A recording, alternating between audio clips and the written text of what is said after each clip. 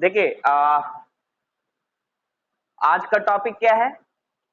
India and US relationship, India and Russia relationship, है ना। India और रशिया का रिलेशनशिप क्यों इंपॉर्टेंट है? क्योंकि अभी रिसेंटली न्यूज में ये आया है कि रशिया और इंडिया अपने डिप्लोमेटिक रिलेशन के 75th एनिवर्सरी को सेलिब्रेट कर रहे हैं, है ना। यानी 75 साल पूरा हो चुका है इंडिया रशिया के डिप्लोमेटिक रिलेशन का, 75 साल पूरा हो चुका है, ठीक है। तो इसलिए इंडिया और रशिया का रिलेशन यहाँ पे हमें जानना जरूरी है ना। देखिए अभी आपको पता है कि रशिया और यूक्रेन का वॉर चल रहा है, और इसलिए भी रशिया से रिलेटेड जो न्यूज है, खासकर इंडिया रशिया का रिलेशन, वो काफी हमारे लिए इंपॉर्टेंट होगा एग्जामिनेशन पॉइंट ऑफ व्यू से, है ना। तो सबसे पहले बात करते हैं हिस्टोरिकल बैकग्राउंड की। हिस्टोरिकल बैकग्राउंड मतलब इंडिया और रशिया का जो हिस्टोरिकल बैकग्राउंड है, यानी रिलेशन का जो हिस्टोरिकल बैकग्राउंड है वो कैसा रहा है, मतलब इंडिया और रशिया का रिलेशन पास्ट में कैसा रहा है ना। कैसे इंडिया और रशिया का रिलेशन इवॉल्व हुआ है समय के साथ, है ना। तो सबसे पहले कोल्ड वार की बात करते हैं। तो कोल्ड वार में रशिया जो है वो सोवियत यूनियन का पार्ट था, सबसे स्ट्रॉन्ग नेशन था सोवियत यूनियन का, सबसे स्ट्रॉन्ग कंट्री था सोवियत यूनियन का। और कोल्ड वार के टाइम में इंडिया और सोवियत यूनियन के बीच में एक स्ट्रॉन्ग स्ट्रेटेजिक मिलिट्री, इकोनॉमिक और डिप्लोमेटिक पार्टनरशिप था, है ना। आपको पता होगा कि सोवियत यूनियन ने इंडिया को काफी मदद की है ना, चाहे वो इंडस्ट्री वाले एरिया हो, चाहे मिलिट्री में हो, है ना, काफी मदद किया है। ऑल्सो ड्यूरिंग द क्राइसिस, जैसे कि इंडिया बांग्लादेश का जो वार हुआ था, उस केस में कई सारे कंट्रीज इंडिया के खिलाफ हो गए थे। उस समय रशिया ने इंडिया का सपोर्ट किया था, है ना। और जब इंडिया ने न्यूक्लियर टेस्ट किया था पोखरण में, तो कई सारे कंट्री इंडिया के अगेंस्ट थे, खासकर अमेरिका। उस समय भी रशिया ने इंडिया का साथ दिया था, यानी सोवियत यूनियन, उस टाइम सोवियत यूनियन था, है ना। तो Russia is always a time tested friend for India, हमेशा इंडिया के लिए समय पे मदद करने वाला फ्रेंड रहा है ना। और इंडिया ने भी इस गेस्चर्स को दिखाया है, जो फ्रेंडशिप गेस्चर है उसको भी दिखाया है।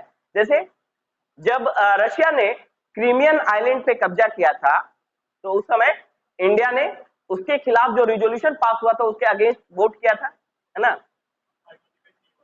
हाँ, पार्टिसिपेट नहीं किया था। क्रीमियन आइलैंड पे कब्जा करने के कारण कई सारे कंट्री ने रशिया के अगेंस्ट रिजोल्यूशन पास कराया था, जिसमें इंडिया पार्टिसिपेट नहीं किया था। और उसी तरह कई बार इंडिया या तो अब्सटेन किया है वोट देने से, मतलब पार्टिसिपेट नहीं किया है, या तो जो रशिया के अगेंस्ट जो रिजोल्यूशन होता था उसके अगेंस्ट उसने वोट किया है, यानी रशिया को सपोर्ट किया है इंडिया ने, है ना। और अभी यूक्रेन वाले टाइम में भी, रशिया यूक्रेन वाले टाइम भी जो सैंक्शन लगाया गया था, उसमें भी इंडिया ने क्या बोला कि हाँ, पार्टिसिपेट उन्होंने नहीं किया। तो इस तरह से इंडिया ने भी उस गेस्चर्स को दिखाया है, जो फ्रेंडशिप गेस्चर है उसको भी इंडिया ने शो किया है ना। और रशिया हमारे लिए और क्यों इंपॉर्टेंट है? चाइना फैक्टर के कारण भी। अगर इंडिया रशिया के अगेंस्ट जाकर, है ना, बाकी देशों को, वेस्टर्न जो कंट्रीज है, वेस्टर्न यूरोप है, उनको अगर साथ देता है, अमेरिका या वेस्टर्न यूरोप को, तो इससे क्या होगा? रशिया और चाइना का रिलेशन और भी क्लोज होगा, जो इंडिया के लिए काउंटर प्रोडक्टिव हो सकता है ना। कि ऑलरेडी रशिया और चाइना का रिलेशन क्लोज है, और इंडिया अगर रशिया के अगेंस्ट जाता है, जैसा कि वेस्टर्न कंट्री चाहते हैं कि इंडिया रशिया के अगेंस्ट जाए, उनके साथ हो, है ना, रिजोल्यूशन में, सैंक्शन लगाने में। बट अगर इंडिया ऐसा करता है तो क्या होगा कि चाइना जो ऑलरेडी रशिया के क्लोज है और क्लोज हो जाएगा, और इससे इंडिया के लिए काउंटर प्रोडक्टिव हो सकता है ना। तो इसलिए रशिया हमारे लिए बहुत ही, एक तो टाइम टेस्टेड फ्रेंड है हमारा अगर हिस्टोरिकल देखें, दूसरा रशिया हमारे लिए कई कारणों से इंपॉर्टेंट है, स्ट्रेटेजिक पॉइंट ऑफ व्यू से इंपॉर्टेंट है ना, मिलिट्री पॉइंट ऑफ व्यू से भी इंपॉर्टेंट है। बहुत सारे हम मिलिट्री इक्विपमेंट, है ना, डिफेंस इक्विपमेंट हम रशिया से परचेज करते हैं, है ना। जैसे हमने बहुत सारे हाँ, S-400, स्पुतनिक भी शायद वहीं से हमने लिया था, सॉरी स्पुतनिक नहीं,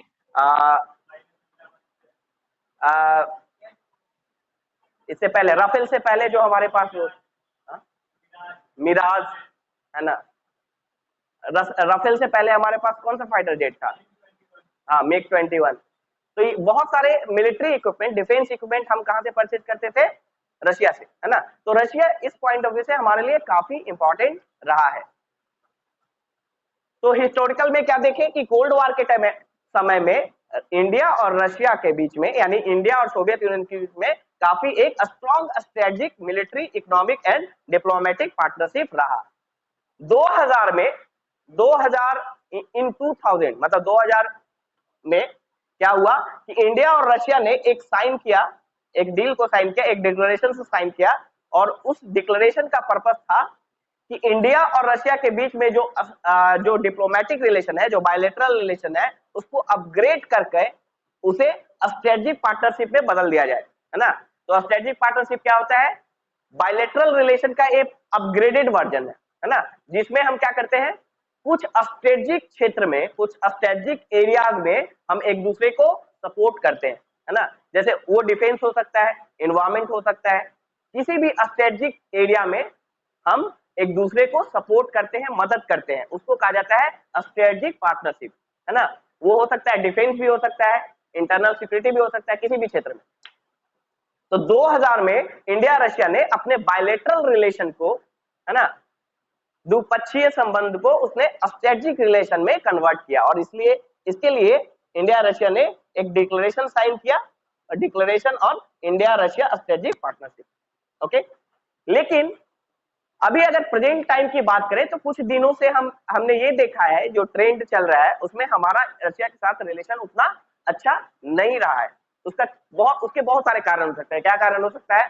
पहला, यूएस फैक्टर, है ना, यानी हम यूएस की तरफ थोड़ा ज्यादा क्लोज गए हैं, specially after formation of quad, है ना। क्वाड का फॉर्मेशन के कारण और चाइना को काउंटर करने के लिए हम यूएस के तरफ ज्यादा हमारी झुकाव हुई है, हुआ है कि नहीं?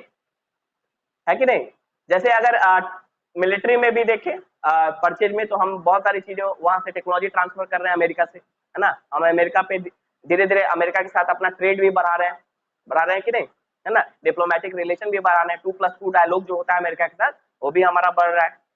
तो कहीं ना कहीं हम अमेरिका के साथ हमारा झुकाव थोड़ा इन दिनों, पिछले 10 या 20 साल में बोल सके, 10 से 15 साल में हमारा अमेरिका की तरफ झुकाव हुआ है, और जिसके कारण हमारा रशिया के साथ रिलेशन अच्छा नहीं है, मतलब उस तरह नहीं है जैसा पहले हुआ करता था, हिस्टोरिकल जो हमारा रहा है ना।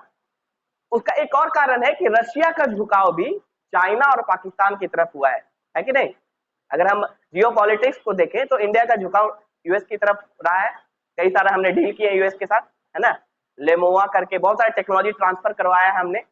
और यूएस का एक शर्त होता है कि अगर कोई टेक्नोलॉजी वो ट्रांसफर करता है, खासकर डिफेंस टेक्नोलॉजी, तो उसका क्या डील होता है कि वो आप दूसरे के साथ डिफेंस डील नहीं कर सकते हैं, या आपको डिफेंस डील दूसरे कंट्री के साथ कम करना होगा, स्पेशली रशिया के साथ, है ना। ऐसा उसका कंडीशन होता है।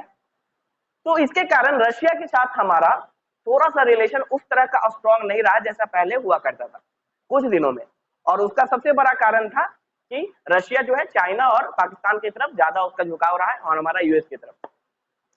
खासकर अगर हम पोस्ट कोविड टाइम में देखें, पोस्ट कोविड एरा में, तो हम ये देखेंगे कि हमारा रिलेशन डाउनग्रेड होता चला गया है रशिया के साथ, है ना, पोस्ट एरा में। अभी जाके कुछ चीजें अच्छी हुई है, क्योंकि हमने क्या किया है, जो रशिया के जो यूक्रेन पर जो वार था उसके खिलाफ जो सैंक्शन था उसमें हमने पार्टिसिपेट नहीं किया, या कई जगह पे उसे रिजेक्ट भी किया, उसके अगेंस्ट भी वोट दिया हमने, है ना। तो इससे थोड़ा सा एक रिवाइव हम बोल सकते हैं कि रशिया के साथ हमारा रिलेशन रिवाइव हो सकता है। क्योंकि हमें देखिए, हम ना तो यूएस के साथ पूरी तरह से अपना रिलेशन स्ट्रॉन्ग करके रशिया के अगेंस्ट जा सकते हैं, ना रशिया के साथ बहुत अच्छा रिलेशन करके यूएस के अगेंस्ट जा सकते हैं। हमारे पास वो स्कोप नहीं है। हमें क्या करना है, रिलेशन को बैलेंस करना है ना।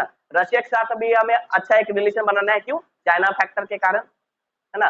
दूसरी बात, और टाइम टेस्टेड फ्रेंड भी रहा है, हमें पे मदद भी किया है रशिया। और दूसरा, यूएस के साथ भी हमें अच्छा रिलेशन बनाना है, अच्छा रिलेशन रखना है। क्यों? क्योंकि हमारा जो ट्रेड है बहुत ज्यादा बढ़ता जा रहा है। ट्रेड में नंबर 1 किसके साथ है? हमारा यूएस के साथ, है ना। तो ट्रेड हमारा काफी बढ़ चुका है, ठीक है। दूसरा कि यूएस चाइना को काउंटर करने में हमारी मदद कर सकता है, खासकर इंडो पैसिफिक रीजन में, जैसे हमने क्वाड बनाया है। तो इसलिए हमें बैलेंस करना होगा। तो एक तो हमने देखा हिस्टोरिकल बैकग्राउंड, दूसरा जो एस्पेक्ट है इंडो रशिया रिलेशन का, वो है पॉलिटिकल रिलेशन। तो पॉलिटिकल रिलेशन में क्या क्या चीजें हो रही है रशिया के साथ, हम क्या क्या कर रहे हैं। तो पहला है annual summit between Indian PM and Russian president. Annual summit होता है, हर साल समिट होता है। ये एक बहुत अच्छा एक वो है, इंडियन पीएम और रशियन प्रेसिडेंट, क्योंकि आपको पता है रशिया में प्रेसिडेंशियल सिस्टम है, तो वहां प्रेसिडेंट हेड होता है स्टेट का, और साथ ही साथ गवर्नमेंट का भी हेड होता है प्रेसिडेंट, है ना। तो यहाँ के पीएम और वहां के प्रेसिडेंट के बीच हमेशा क्या होता है, एनुअल, हर साल मीटिंग होती है। एक बहुत अच्छा इनिशिएटिव है। दूसरा क्या है, first informal summit between Indian PM and Russian president in city of Sochi in 2018। Informal meeting मतलब क्या हुआ, मतलब कोई शेड्यूल मीटिंग नहीं है। इनफॉर्मल मतलब ऑफिशियल मीटिंग नहीं है ना। इनफॉर्मल मतलब ऐसे ही मिलना। और ये इनफॉर्मल मीटिंग क्या बताता है, हमारा क्लोजनेस बताता है ना, हम रशिया के कितने क्लोज है ना। क्योंकि इनफॉर्मल मीटिंग क्या होता है, एक सॉफ्ट पावर यूज करते हैं वहां पे। सॉफ्ट पावर समझते हैं, सॉफ्ट पावर मतलब अपने कल्चर के द्वारा, अपने अपने बिहेवियर के द्वारा, अपने गुड बिहेवियर या गुड विलिंग के द्वारा हम दूसरे देश को अट्रैक्ट करते हैं, उसको कहते हैं सॉफ्ट पावर, है ना। तो ये जो इनफॉर्मल मीटिंग है, ये क्या बताता है, इंडिया का सॉफ्ट पावर बताता है, और ये बताता है कि हम इंडिया के साथ कितने क्लोज हैं, कितना हमारा फ्रेंडली रिलेशन है ना। और ये पहली बार 2018 में स्टार्ट किया गया, और इसका यही कारण था क्योंकि 2013 और 17 के बीच में हमारा रिलेशन अच्छा नहीं था, मतलब, तो हमने रिवाइव करने का स्टार्ट किया था 2018-19 में, जो कि फिर से डाउनग्रेड हुआ। तो हमने फर्स्ट इनफॉर्मल समिट रखा पीएम और प्रेसिडेंट के बीच में, सोची एक जगह है रशिया में, वहां पे 2018 में। 2019 में पुतिन ने एक एग्जीक्यूटिव ऑर्डर साइन किया। उस ऑर्डर के तहत ये था कि इंडियन प्राइम मिनिस्टर को एक अवार्ड दिया जाए। अवार्ड कौन सा, हाईएस्ट स्टेट अवार्ड, मतलब रशिया का जो सबसे हाईएस्ट नागरिक अवार्ड होता है ना। जैसे इंडिया का सबसे हाईएस्ट नागरिक अवार्ड कौन सा है? हा? नहीं, इंडिया की तरफ से एक दिया जाता है, गांधी पीस प्राइज करके दिया जाता है, मतलब किसी को दिया जा सकता है। हाँ, तो उसी तरह रशिया का जो हाईएस्ट स्टेट डेकोरेशन है, वो है the order of saint Andrew the apostle, नाम है इसका, याद रखिएगा, the order of saint Andrew the apostle, ये पूरा नाम है। जो हाईएस्ट स्टेट डेकोरेशन है, अवार्ड है, वो दिया गया मोदी को, है ना, 2019 में। ये भी एक बताता, ये क्या शो करता है कि हम मतलब रशिया के लिए इंडिया कितना इंपॉर्टेंट है ना। रशिया के लिए इंडियन पीएम कितने इंपॉर्टेंट है। और ये अवार्ड क्यों दिया गया था, क्योंकि ये अवार्ड दिया गया था पीएम नरेंद्र मोदी के कंट्रीब्यूशन में, किसमें, जो इंडिया रशिया का जो स्ट्रेटेजिक रिलेशनशिप है उसको बढ़ाने में जो पीएम का कंट्रीब्यूशन था, उसके लिए अवार्ड दिया गया हमें। उसके अलावा 2 इंटर गवर्नमेंटल कमीशन है इंडिया और रशिया के बीच में। 2 इंटर गवर्नमेंटल का मतलब होता है 2 देशों के सरकारों के बीच में, है ना। दो इंटर गवर्नमेंटल कमीशन है ना। पहला है one on trade, economic, scientific, technological and cultural cooperation, है ना। इसके लिए एक कमीशन है इंडिया रशिया के बीच में, इंडिया और रशिया के सरकार के बीच में, इंटर गवर्नमेंटल।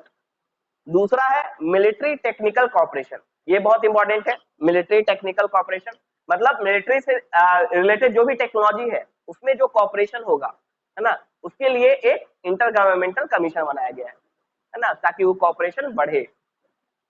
तो इस तरह का ये क्या है, ये पॉलिटिकल रिलेशन। तो एग्जामिनेशन में आता है तो आपको सारा कुछ अलग अलग लिखना होगा, हिस्टोरिकल बैकग्राउंड लिखना होगा, पॉलिटिकल रिलेशन लिखना होगा। फिर अब ट्रेड की बात करते हैं। तो ट्रेड में बहुत ज्यादा ट्रेड नहीं है इंडिया यूएस के बीच में। अभी कितना है, 8.1 बिलियन यूएस डॉलर, मतलब 2020 का अगर हम देखें आंकड़ा, फाइनेंशियल ईयर 2020 का, तो कितना ट्रेड था, वो 8.1 बिलियन डॉलर। यूएस के साथ कितना है,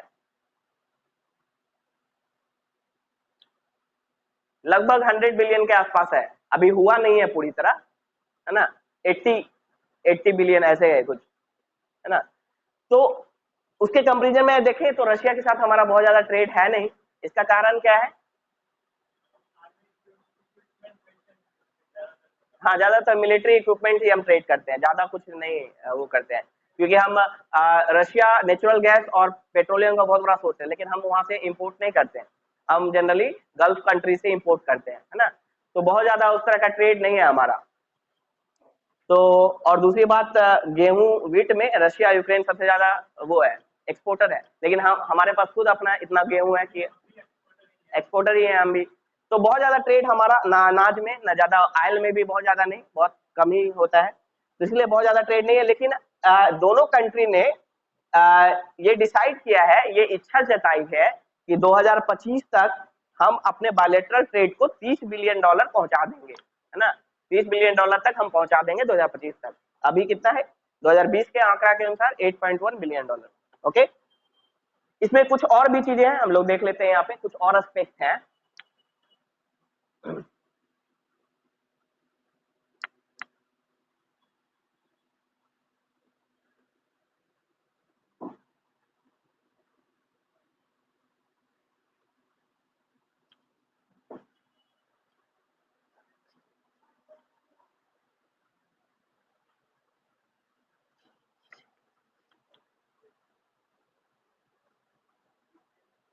और सबसे इंपॉर्टेंट जो एस्पेक्ट है वो डिफेंस से रिलेटेड है ना, तो उसको हम देख लेंगे। यहाँ पे डिफेंस से रिलेटेड क्या एस्पेक्ट है, defence cooperation, defence and security relation, security relation,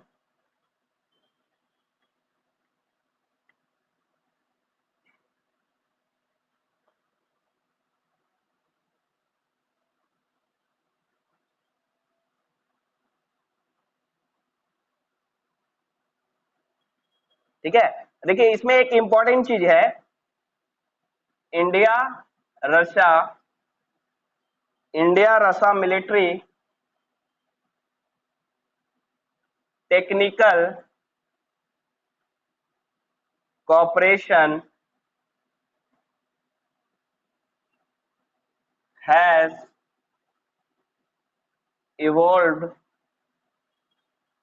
from a buyer-seller framework to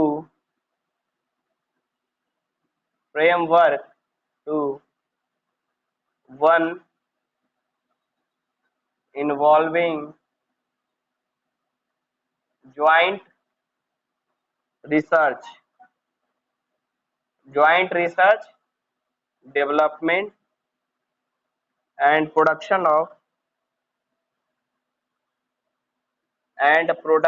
of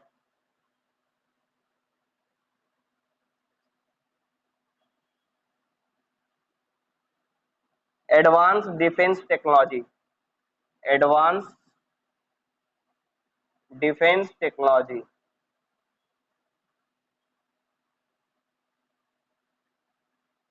है ना। हाँ, तो क्या है इसमें कि India Russia military technical cooperation has evolved from a buyer-seller framework to one involving joint research, development and production of advanced defense technology।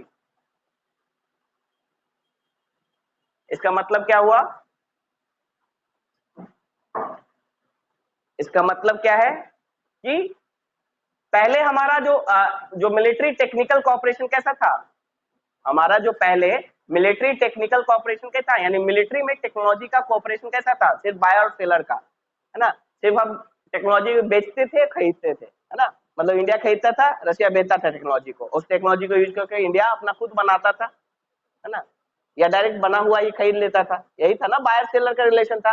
अब ये अपग्रेड होके कैसा हो गया रिलेशन, ज्वाइंट रिसर्च, मतलब अब एक ऐसा ऑर्गेनाइज जैसे ब्रह्मोस, है ना, ब्रह्मोस, ये क्या है, ये बायर सेलर वाला रिलेशन नहीं है, ये दोनों मिलके उस टेक्नोलॉजी को ब्रह्मोस समझते हैं ना, ब्रह्मोस क्या है, ब्रह्मोस नहीं पता, ब्रह्मोस का मतलब है वहां का, हाँ ब्रह्मपुत्रा, और वहां का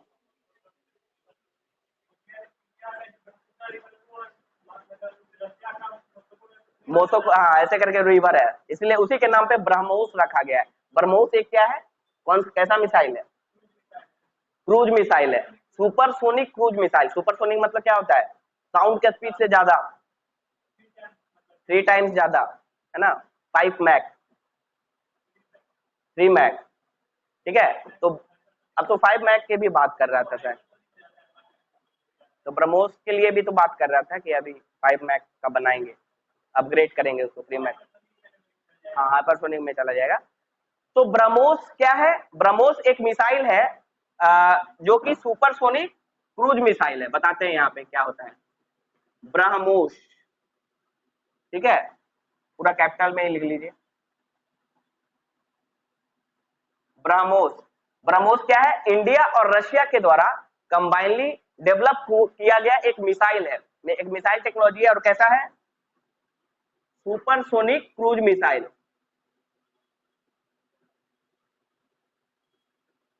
सुपरसोनिक क्रूज मिसाइल, ठीक है। सुपरसोनिक का मतलब होता है साउंड के स्पीड से ज्यादा, 3 गुना ज्यादा, 3 मैक, इसको मैक में ना, साउंड के स्पीड को मैक में नापते हैं, है ना। 3 मैक का मतलब 3 गुना ज्यादा साउंड के स्पीड से, तो इसलिए इसे सुपरसोनिक बोलते हैं। क्रूज का मतलब क्या है? देखिए समझिए, यहाँ पे मिसाइल जनरली दो तरह का होता है, एक बैलिस्टिक मिसाइल, है ना। तो बैलिस्टिक मिसाइल कैसे होता है? देखिए ऐसे, यहां से छोड़ा गया, ये ट्रेजेक्ट्री फॉलो करेगा पैराबोलिक, है ना, और यहाँ के गिरेगा, यहाँ से छोड़ा जाएगा जमीन से, पैराबोलिक ट्रेजेक्ट्री फॉलो करेगा और जमीन पे भी आके टारगेट को हिट करेगा। तो ये कैसा होता है? बैलिस्टिक मिसाइल, ये बैलिस्टिक मिसाइल होता है ना, जो पैराबोलिक ट्रेजेक्ट्री फॉलो करेगा। क्रूज मिसाइल क्या करता है? एयर में जैसे कि किसी जेट प्लेन से उसको छोड़ते हैं, है ना, और वो क्रूज मतलब सीधा जाके एयर में, एयर टू एयर मार्क करता है वो, ऐसे सीधे, हाँ, मतलब कि उसको छोड़ते हैं हम जेट से, प्लेन से छोड़ते हैं, एयर में छोड़ा जाता है क्रूज मिसाइल, एयर में छोड़ा जाता है क्रूज मिसाइल, और जाके वो सीधे टारगेट को हिट करता है ना।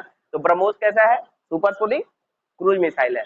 और बैलिस्टिक मिसाइल का एग्जांपल क्या है? अग्नि, अग्नि 1 2 3 4 5, है ना, रेंज के हिसाब से अग्नि 5 भी आ चुका है, उसका कितना रेंज है? 5 कितना है, मतलब इतना है कि चाइना तक पहुंच जाएगा वो।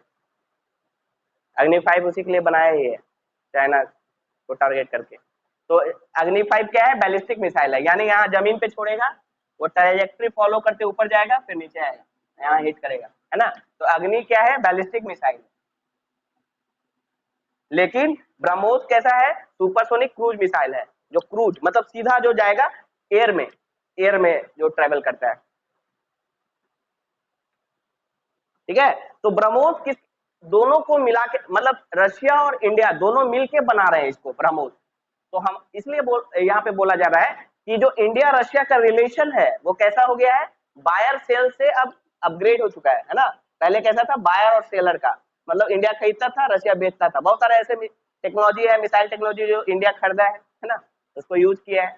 लेकिन अब दोनों मिलके ज्वाइंटली उसको डेवलप कर रहे हैं, रिसर्च कर रहे हैं उस पर, है ना। उसका एग्जाम्पल हम बता सकते हैं ब्रह्मोस, और भी है बहुत सारी चीजें। तो ये इम्पोर्टेंट है, डिफेंस एंड सिक्योरिटी रिलेशन में ये इंपॉर्टेंट चीज है। ओके, आगे बढ़े।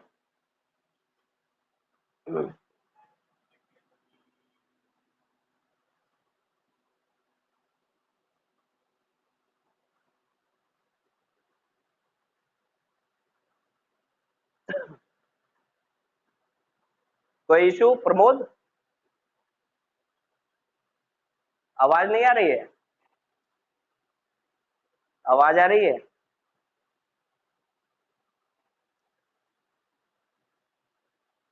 आ रही है आवाज? ओके ओके, ठीक है, आगे अभी देखते हैं इसी में। हो गया?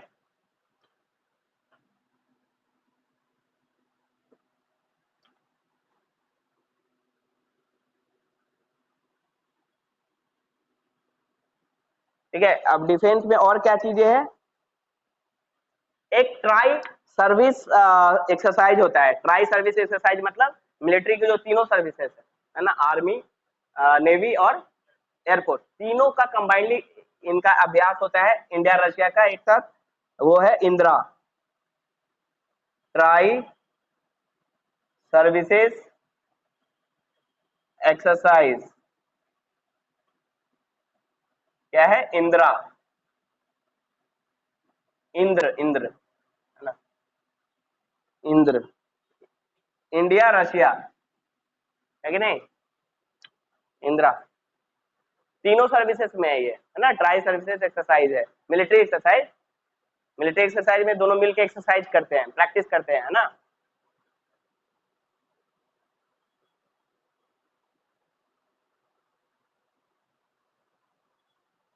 सुखोई प्रोग्राम जो था, ये जो ज्वाइंट मिलिट्री प्रोग्राम है, सुखोई, सुखोई में वो पूछ रहा था आपसे, राफेल के पहले क्या उसको सुखोई यूज करते थे ना।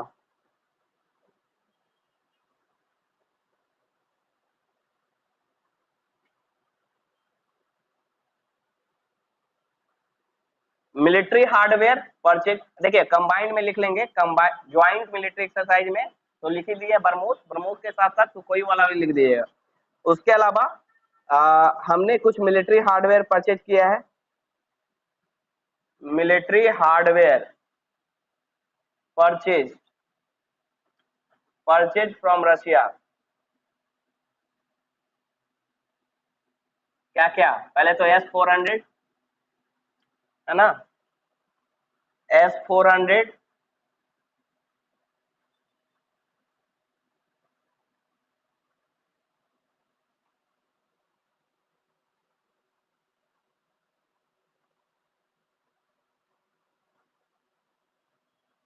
T-90S भीष्मा, T-90S भीष्मा, बहुत डिटेल में नहीं जाना है, बस याद रखना है ना। ये मिलिट्री हार्डवेयर हमने परचेज किया है। INS विक्रमादित्य, ये बहुत इंपॉर्टेंट है, INS विक्रमादित्य, ये क्या है? हाँ, एयरक्राफ्ट कैरियर विक्रमादित्य, ये एयरक्राफ्ट कैरियर, एयरक्राफ्ट कैरियर, ये भी हमने रशिया से परचेज किया, ठीक है। INS विक्रमादित्य ये क्या है? एयरक्राफ्ट, INS मतलब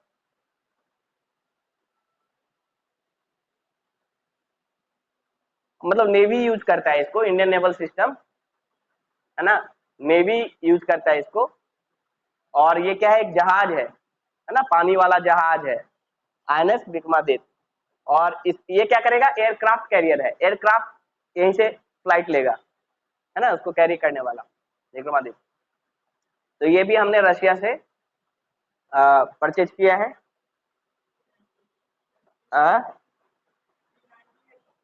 T-90S भीष्मा, अब ये पता नहीं क्या है, देखना पड़ेगा। टैंक है, हाँ, माइन फ्लोन, अभी तो रिसेंटली तो किया था 20 में, 2020 में।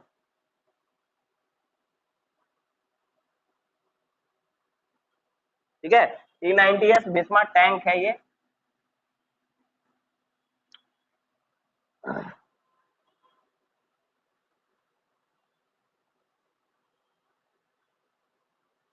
और ये मिसाइल सिस्टम है, ये इसको, इसका पूरा नाम है ट्रियम्फ, ट्रियम्फ मिसाइल, है ना, मिसाइल सिस्टम है।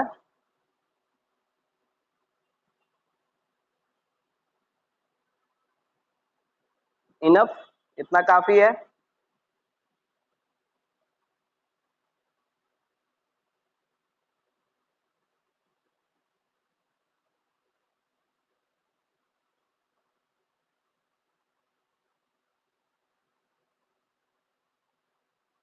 इंडिया के पास एक ही एयरक्राफ्ट कैरियर है, INS विक्रमादित्य, है ना, और वो उसने रशिया से लिया है।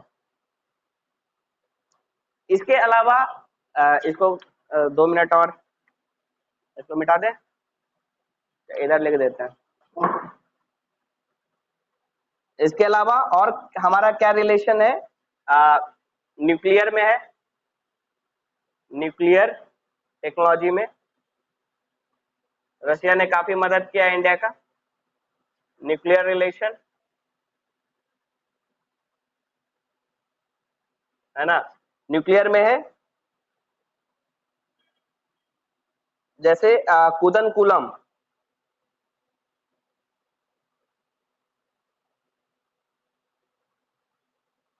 ठीक है, कुदनकुलम इंडिया में रशिया की मदद से। कुदनकुलम कहाँ है ये? तमिलनाडु में ना, कुदनकुलम।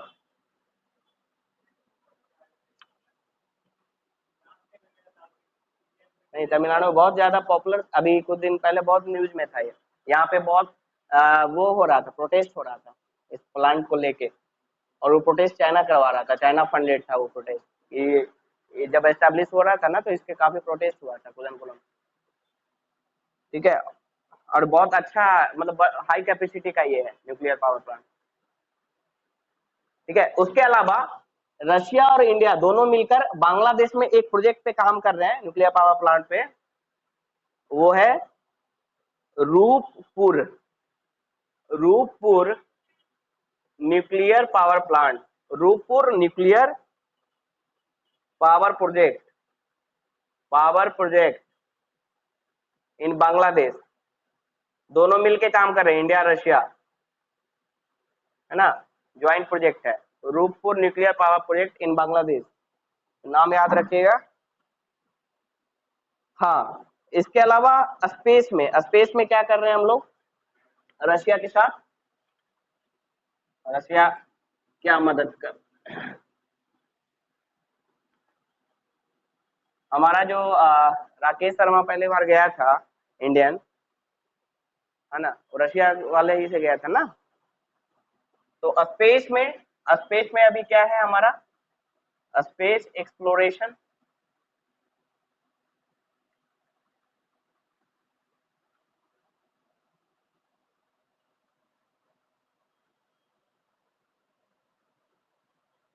हम लोग ग्लोनास नेविगेशन सिस्टम भी यूज कर रहे हैं।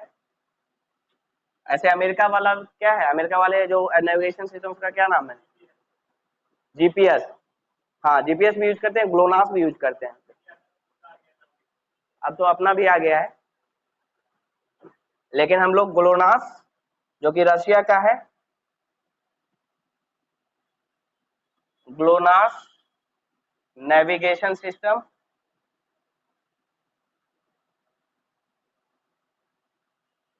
है ना।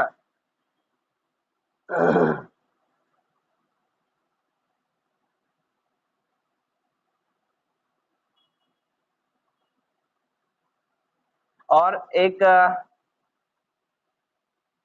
ज्वाइंट एक्टिविटी है हमारा, joint activity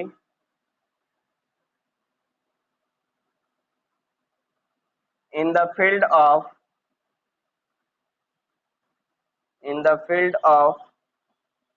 human spacecraft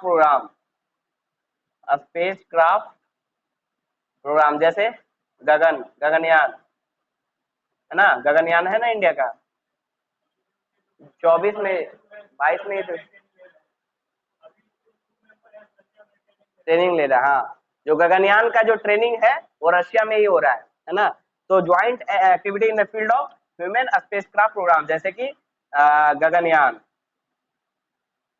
Gaganyaan.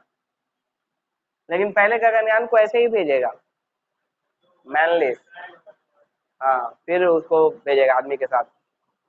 तो गगनयान जो है, ये इसमें जो गगनयान के मेंबर्स हैं वो ट्रेनिंग ले रहे हैं रशिया में।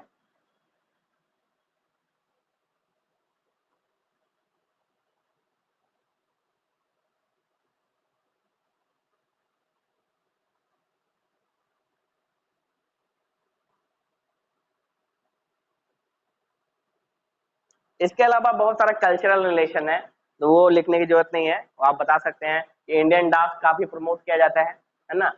कल्चरल एक्टिविटी रशिया में बहुत प्रमोट किया जाता है इंडियन, है ना। खासकर जो क्लासिकल डांसेस है ना, भारतनाट्यम या फिर कथक, ये सब बहुत प्रमोट होता है वहाँ पे। और संस्कृत को भी काफी एक इम्पोर्टेंस दिया गया है रशिया में, है ना। हिंदी, संस्कृत, ये सब लैंग्वेज वहाँ पे पढ़ाया जाता है रशिया में। तो कल्चरली भी हम लोग काफी लिंक्ड है। तो दैट्स इनफ, है ना, that's all about India Russia relationship. हम लोग ने क्यों पढ़ा, क्योंकि इंडिया रशिया रिलेशनशिप का, डिप्लोमेटिक रिलेशन का 75 साल पूरा हुआ है ना, 75 एनिवर्सरी है, और इसीलिए हम ये पढ़ रहे हैं इंडिया और रशिया का रिलेशन। ओके